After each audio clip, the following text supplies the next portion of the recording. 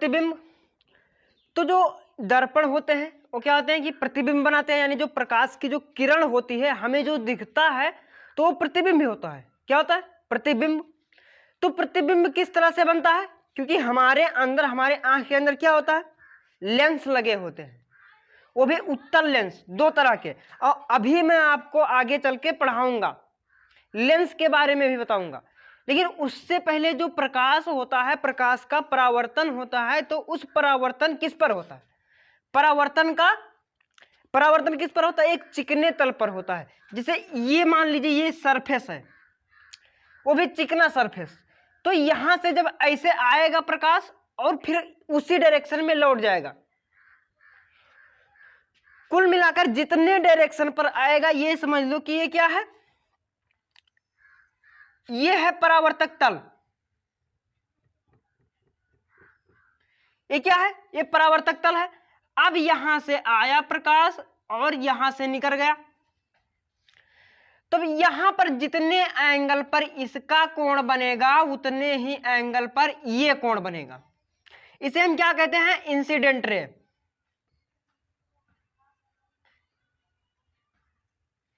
Incidence रे, और इसे कहते हैं रिफ्लेक्टिव रे।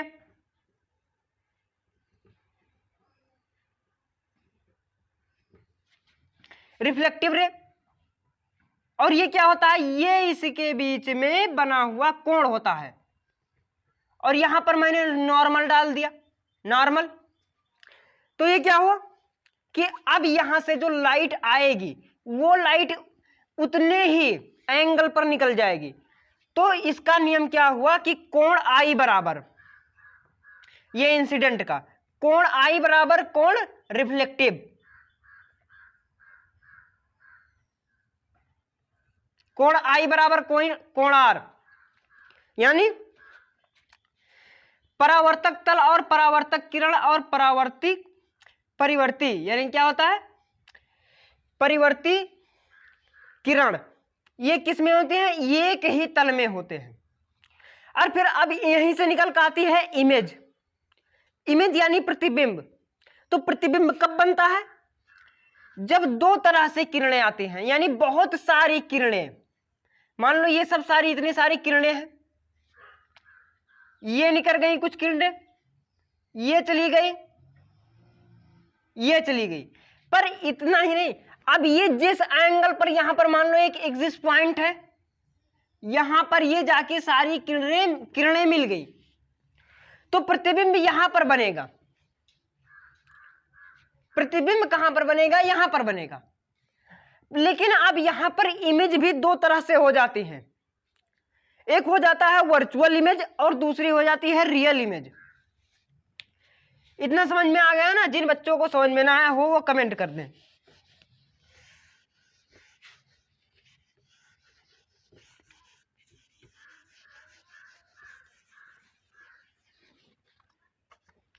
इमेज कितनी तरह से हो जाता है?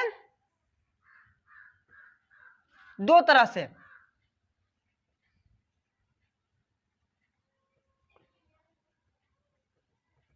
वर्चुअल इमेज और रियल इमेज।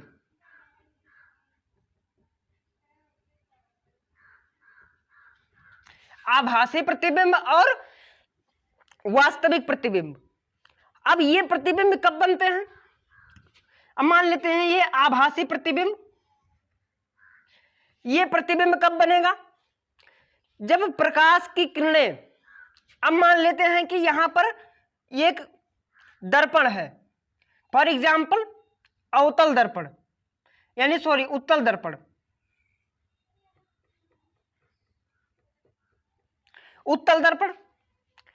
अब यहां से जो आएगा प्रकाश, मतलब समझ लो यहां से जो ऑब्जेक्ट रखा है, यानी वस्तु, ऑब्जेक्ट।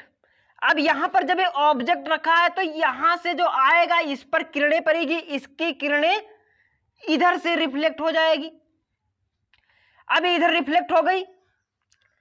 अब यहां पर जो आदमी, समझ लो कि यहां पर खड़ा है, यहां पर से वो आदमी देख रहा है, यहां से देख रहा है, तो यहां से जब वो देखेगा, ठीक, और फिर ये यहां से जाकर यहां पर ऐसे प्रतीत होगी, यहां पर ये जाके ऐसे प्रतीत होगी और फिर इसके बीच में पड़ा नॉर्मल। तो अब ये जो इमेज होगी वो इमेज कहां पर बनेगी,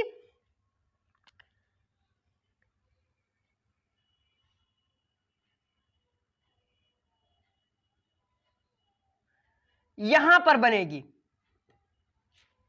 यहां पर बनेगी इमेज। पर ये कैसे बनी, अब ये रियल इमेज नहीं बनी है, वास्तविक प्रतिबिंब, क्योंकि जो यहां से निकला प्रकाश यानी लाइट यहां से गई, इसके ऑब्जेक्ट से गई, ऑब्जेक्ट से इधर ये रिफ्लेक्ट हो गई, और जो यहां पर जो बैठा है देखने वाला प्रतिबिंब, तो उसे कहां पर दिखता है, वो यहां पर थोड़ा थोड़ा प्रतीत होता है कि यहां पर शायद बना होगा, पर वर्चुअल रियल में यहां पर नहीं होता है प्रतिबिंब। रियल में प्रतिबिंब का जो किरण होता है यानी ऑब्जेक्ट का रेस होती हैं वो इस तरफ रिफ्लेक्ट हो जाती है, वो इधर रिफ्लेक्ट हो गई और उसको प्रतीत कहां हुआ, वर्चुअल इमेज यहां पर, तो ये हो जाती है वर्चुअल इमेज। अब यहां से फिर आती है रियल इमेज की बात। इतना समझ में आ गया ना। अब रियल इमेज कैसे बनती है, तो रियल इमेज बनने के लिए रियल किरणों की जरूरत होती है। वास्तविक प्रतिबिंब बनने के लिए जहां पर दो किरणें आपस में जब मिलती हैं, दो किरणें जब आपस में मिलती हैं, मिलती हुई प्रतीत नहीं होती हैं, मिलती हैं, तब वो बनता है। फॉर एग्जाम्पल यहां पर मान लेते हैं अवतल दर्पण।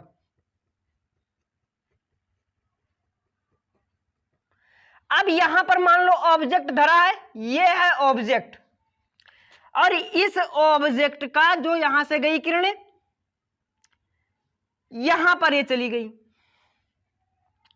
ये किरणें इधर से गई और इधर से रिफ्लेक्ट हो गई। अब यहां से फिर देखने लगे, ये यहां पर मिली,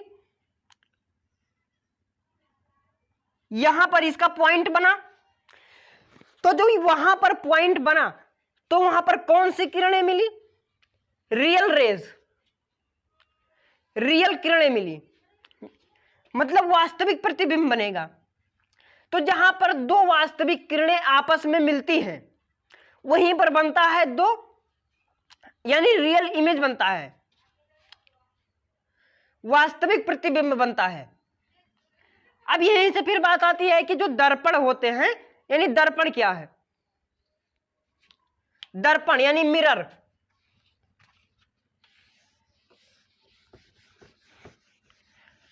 वास्तविक और वर्चुअल इमेज के बारे में समझ में आया? जिन बच्चों को समझ में ना आया हो वो कमेंट करें। दर्पण,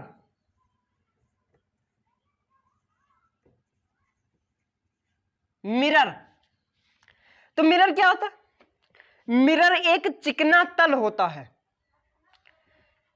चिकना तल का मतलब, जब चिकना तल जब तक नहीं मिलेगा तब तक प्रकाश का परावर्तन नहीं हो सकता। यह बात अलग है कि जहां पर कुछ छोटे छोटे पार्टिकल्स, इसका मतलब आप एग्जाम्पल के रूप में ले सकते हैं दीवार, वॉल, वॉल पर कुछ चिकने चिकने यानी कुछ मॉलिक्यूल्स होते हैं, कुछ ही पार्टिकल्स होते हैं, जिसकी वजह से क्या होता है, जो प्रकाश की किरण होती हैं वो बिखर जाती हैं, और जिसे हम कहते हैं विसरित परावर्तन। विसरित परावर्तन यानी डिफ्यूज रिफ्लेक्शन।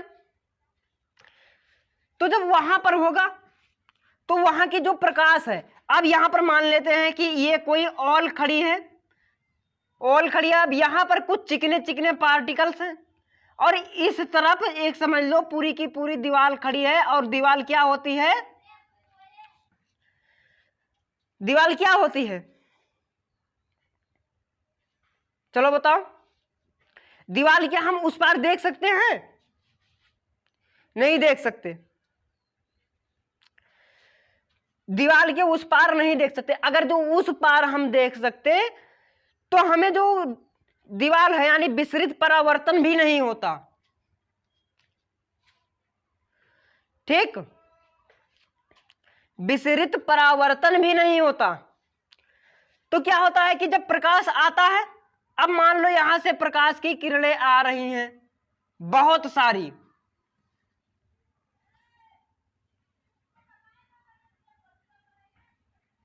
अब यहां से इतनी सारी प्रकाश की किरणें आई, वो चारों तरफ बिखर गई, विसरित हो गई, यानी अपसरित हो गई, अपसारी।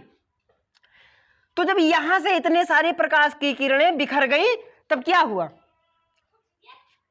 हमें जो दिखता है, यानी हम जब देखते हैं, यानी किसी दीवार को देखते हैं, किसी पेपर को पढ़ते हैं, तो उसमें विसरित परावर्तन होता है, और वही विसरित परावर्तन हमारे आंखों में जाता है, और वही आंखों में जाकर वहां पर जो लेंस लगे होते हैं, दो उत्तल लेंस, तो उन्हीं लेंसों से आगे फिर जाता है रेटिना पर, तब उसका वर्चुअल इमेज बनता है, रियल इमेज नहीं, वर्चुअल इमेज। उसी की वजह से हमें दिखाई देता है। यहां पर भी वही हो रहा है कि विसरित परावर्तन हो रहा है, डिफ्यूज रिफ्लेक्शन, तो ये हो जाता है डिफ्यूजन रिफ्लेक्शन। अब यहीं से अब निकलता है दर्पण। तो दर्पण के लिए क्या है कि उसका जो एक भाग है, किसी चीज के दो भाग होते हैं, एक फ्रंट पेज और एक back page.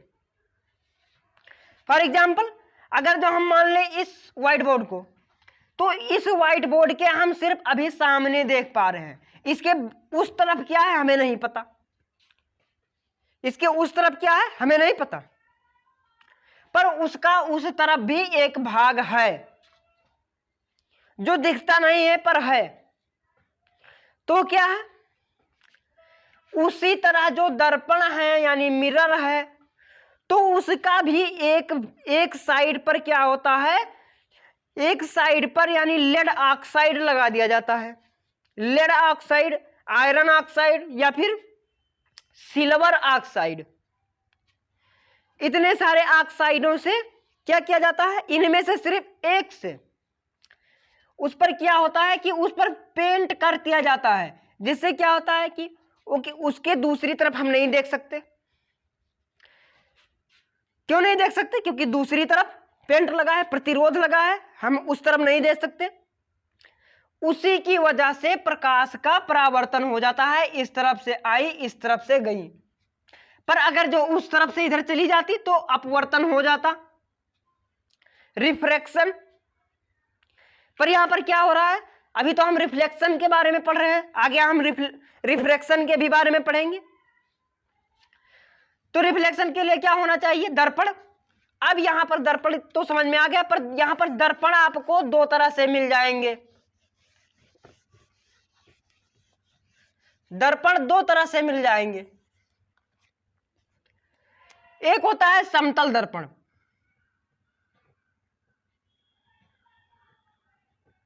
Plane mirror,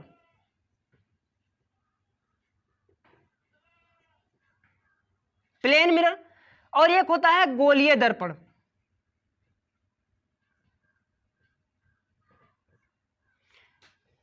spherical mirror.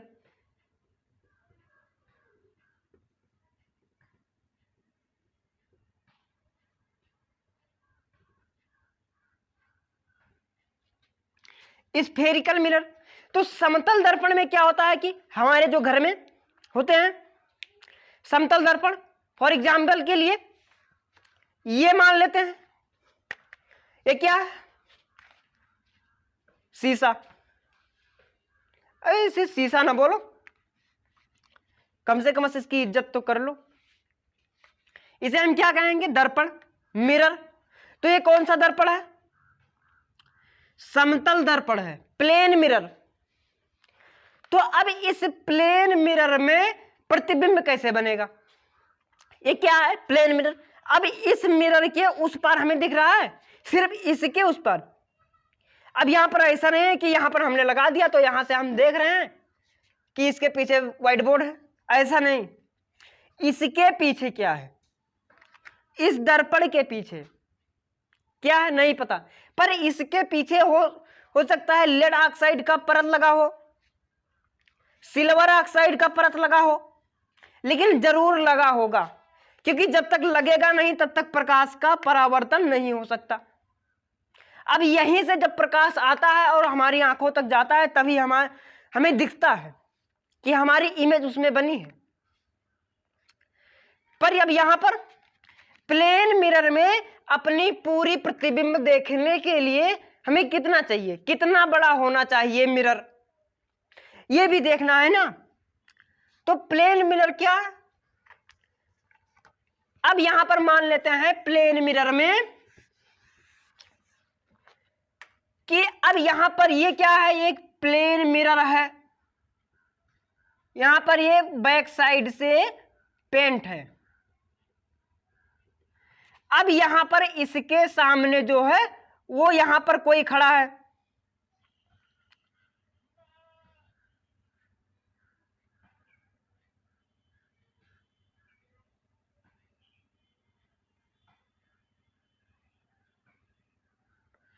यहां पर ये इसके सामने खड़ा है और इसकी जो आंखें हैं ये हैं। अब यहां पर मान लेते हैं ये है M1 और ये है M2 मिरर, ठीक। ये क्या है, M1 और M2 मिरर।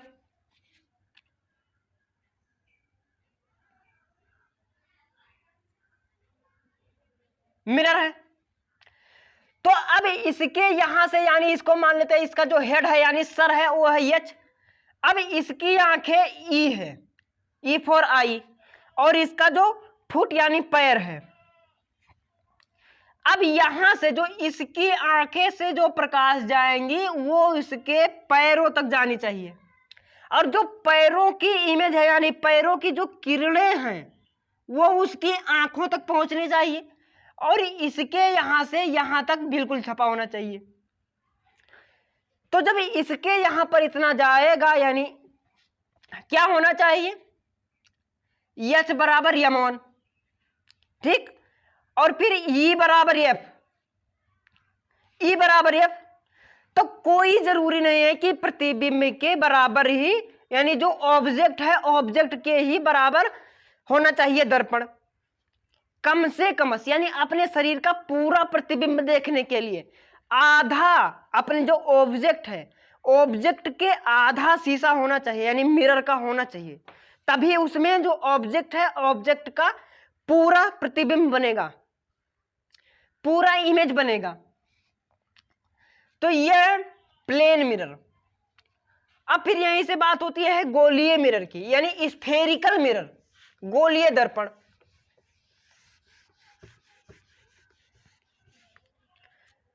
गोलीय दर्पण, तो गोलीय दर्पण क्या है, गोलीय दर्पण एक गोला है और यह है इसका सेंटर पॉइंट। हर एक चीज का सेंटर पॉइंट होता है, हमारी जो पृथ्वी है उसका भी एक सेंटर पॉइंट है, ये जो मार्कर है इसका भी एक सेंटर पॉइंट है। उसके जो किसी भी ऑब्जेक्ट है उसके मध्य भाग पर जो एक बिंदु होती है उस बिंदु को हम क्या कहते हैं, सेंटर पॉइंट। अब ये यहां पर धरा है यानी गोलीय मिरर, स्फेरिकल मिरर, तो इसको हमने कर दिया आधा। अब यहां पर ये बट गया दो भाग में, अब इसको ये समझ लो ये एक भाग यहां पर रह गया और ये दूसरा भाग समझ लो चला आया इस तरफ, इसका दूसरा भाग, और ये रह गया इसका आधा भाग।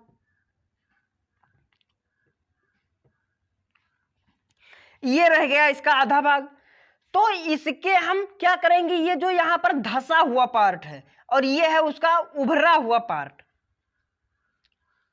क्या है, ये है उभरा हुआ पार्ट, ये है धंसा हुआ पार्ट, और ये है उभरा हुआ यानी धंसा हुआ पार्ट और ये है उभरा हुआ पार्ट। तो यहां से हमने क्या किया कि इसके सेंटर पॉइंट से एक लाइन ले ली। अब ये दोनों एक सीधी रेखा में आ गए, क्यों आ गए, अब यहां पर जो इसका ध्रुव पोल हो गया, ये पोल हो गया, इसे हम मान लेते हैं पोल, और ये क्या है, centre point C, centre of curvature. ये क्या है, ये है दोनों गोलीय मिरर के ही भाग, यानी स्फेरिकल मिरर। अभी तक जिन बच्चों को समझ में ना आया हो वो कमेंट कर दें, और जो नए हो वो चैनल को सब्सक्राइब भी कर दें। तो इन्हीं से फिर निकल कर आती है उत्तल दर्पण और अवतल दर्पण। तो फिर हम आगे बात करेंगे उत्तल दर्पण और अवतल दर्पण में, फिर उस पर हम कुछ न्यूमेरिकल्स भी लगाएंगे और उसके उपयोग भी। तो जय हिंद।